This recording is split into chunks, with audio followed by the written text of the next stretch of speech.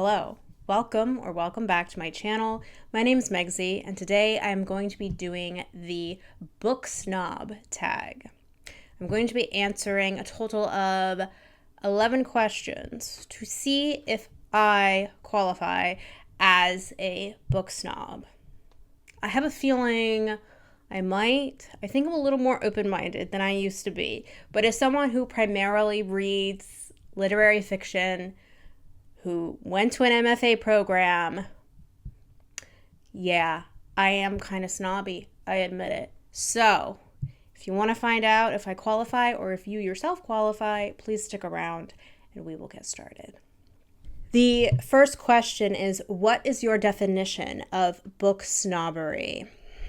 So, that's kind of a loaded question. I would say it is someone who looks down on not just other genres and writers of genres, but also readers of those genres, and only reads either literary fiction or the classics. I don't really read the classics anymore because I had to read so many classic texts as an undergraduate English major, but I do still read a lot of lit fiction. And yes, I did used to feel kind of snobbish about genre fiction. My mind has changed, but that's like the basic definition of a snob. People who are only interested in like highbrow, high art literature.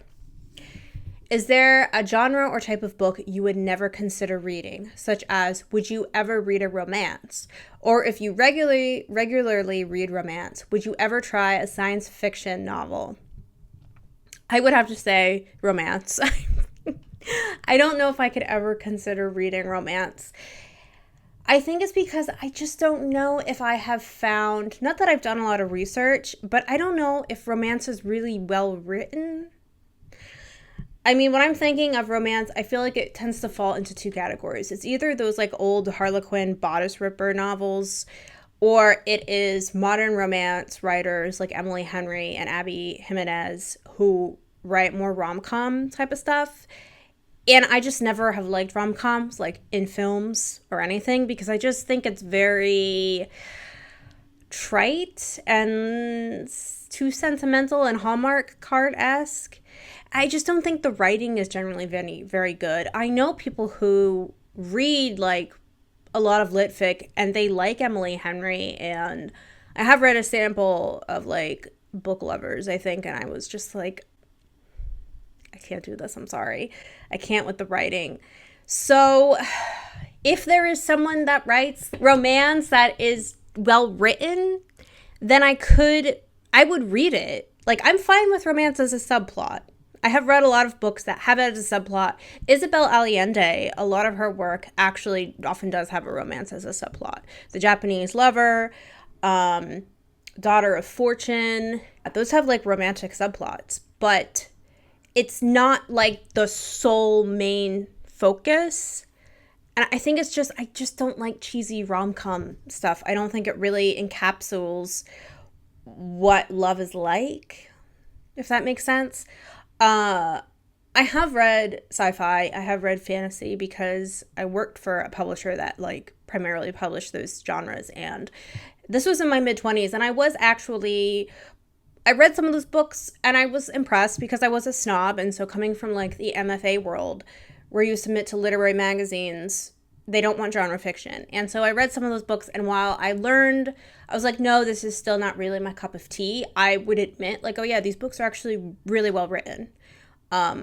So yeah, to answer that was a long answer to this question. Question number 3, does erotica count as literature? I think it can, I just haven't encountered it. I mean, I don't really read a lot of erotica.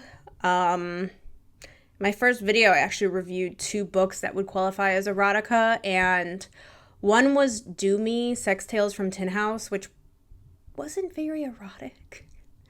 And then the other was Anna Eastman's Delta of Venus. I don't know if that's literature, but I don't think that should be erotica at all. I'm sorry. Like, what was listed in that book I do not think should be eroticized. So I think erotica can count as literature, but it's not something I read, and I haven't really looked for it. Is it better to read classic books than popular bestsellers? I guess define what a bestseller is. Like, is it better to read Dostoevsky over Colleen Hoover? I would say yeah, generally. But I also understand that sometimes people just want to read trash. Sometimes you just want something light and fluffy and stupid. And that's fine. Like, I have to. Like, I've read books that were The Perfect Marriage by Geneva Rose. That was trash. But, like, I don't know. I kind of was in a reading slump the beginning of last year. And, I just wanted something trashy and fast-paced, even though it wasn't well written. And I've watched shows that are, like, trashy, like Selling Sunset. I've gone through periods of that. So I don't know if it's necessarily better. I think it's good to read a variety. I think it is good to read some of the classics. I think it's good to read, but I don't think it's necessarily good to read, like, bestsellers, because sometimes when it comes to things, not just like the New York Times bestsellers, but even what is considered the best in the literary world, I've read things that were, like, shortlisted for the Booker Prize or that were Pulitzer Prize winners, and I just was like, what? So sometimes it really is a matter of opinion. It's not better, but I think that it's good to explore and to get more of, like, a well-rounded sense of reading, even if there is, like most of us, you do have, like, one or two preferred genres. Variety is always the best. Have you ever bragged about reading a classic in order to sound smart? I thought about this, and I initially was going to say no, but I do feel like one person I was briefly dating in my early 20s, he was definitely, like, a bookish intellectual type, and we bonded over books, and I do feel like I had to bring up that I read Nabokov, and I did actually read Nabokov. I read a lot of Nabokov in my early 20s, but I probably led with that, and I honestly probably didn't, like, understand half of, like, Nabokov's work, because he is somewhat of a complex writer, and he uses very big words. So yeah, kind of. I don't know if I've bragged, but I've sort of, like, name dropped, if that is, like, a big difference. Probably not. Do audiobooks count as reading? What about comic books or graphic novels? Okay, unpopular opinion, but let me clarify. No, audiobooks do not count as literally reading. They count as consuming. Like, I'm never going to be someone that's like, oh, you didn't actually read this, so I can't have a discussion with you. That's stupid.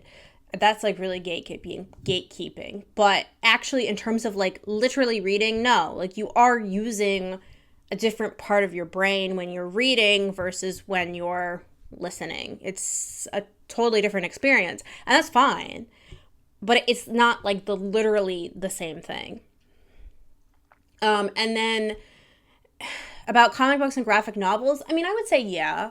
Because, like, people, when you're young as a kid, like, you look at picture books and there's still written text in it, even if the bulk of it is, like, drawings, you're still reading. So yeah, I would count that. Question, where are we? Number 7, have you ever looked down at someone for reading a popular fluff book, a book with little substance to it, for example, a self-help book or a celebrity memoir? I have read books like that, like all of the above. I think I've I've probably judged them if they really enjoyed it. It was like, oh wow, your taste sucks. I know that sounds so mean. I am kind of snobby. I'm sorry. I have, like, judged people for, like, friends of mine who have enjoyed certain books or authors. Like, I'm just like, okay. But then I can't say much because I have read celebrity memoirs. Not all of them are, like, badly written. Sometimes these celebrities have pretty decent ghostwriters. And I have I read self-help? I have, I think, occasionally.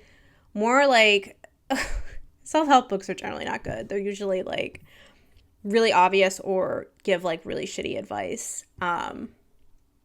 So yeah, I have judged people, but then I also can't say anything because I've also sometimes read those kinds of books that are listed.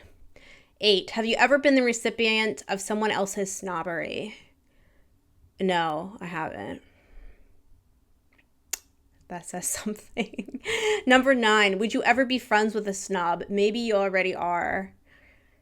I might be the snobbiest of my friends, if I'll be honest. But I am the only one that did get an MFA. So that might be, yeah, I might be the snob. Number 10, are people who don't read less sophisticated than people who do? No, I wouldn't say that at all. I probably used to think that when I don't know if I would say sophisticated. When I was younger, I think I thought that like there was a certain kind of like intellectual type of guy that I wanted to be with. And I've realized, like, when I got older, I mean, again, I was like in my early 20s, I was young and stupid. And then I've realized that like people engage with the world and they engage with art and become well informed and well enriched in different ideas and theories in a variety of ways. It's not just always reading. So yeah, no, this question is like, I completely disagree that people are less sophisticated if they don't read compared to people who do. 11, measure yourself. Based on your answers to the previous 10 questions, would you qualify as a book snob? Okay, so number 1, I kind of like said, yeah, I am. No, not really. Number 2, I'll give myself half a point for 1. Number 2, I kind of, yeah, I can't read romance. 3, I said erotica can count as literature. I just haven't really encountered it yet. Classic books and bestsellers. No, not, again, like half a point. Okay, so that's 2 full points. 5, yes, kind of bragged, name dropped about reading a book. 6, half a point, because I said they're not literally, audiobooks are not the same as reading, but they're still consuming. But then I did answer yes to comic books, that they do count. I don't know how to tally these. Why can't it be like a quiz? Look down on someone for reading? Yes. Recipient of someone's snobbery? No. Would you ever be friends with a snob? I mean, I said I'm kind of the snob of my friends. 10, I said no. So I got like half. I'm like half of a snob. I don't know how that measures. That doesn't really look good. Yeah, so I am kind of a snob, but I have over the years become a lot more open-minded about my snobbery. So yeah, the next question, number 12, is tag some people, and I'm going to tag some smaller creators who this time have like roughly the same amount of subscribers that I do, just so we can, shout each other out and support each other. And yeah, that's it. Let me know in the comments below your thoughts, if you think that you are a snob or you are a former snob, such as myself. I am more of a reformed snob. And yeah, that's it. And I will see you in the next one. Bye-bye.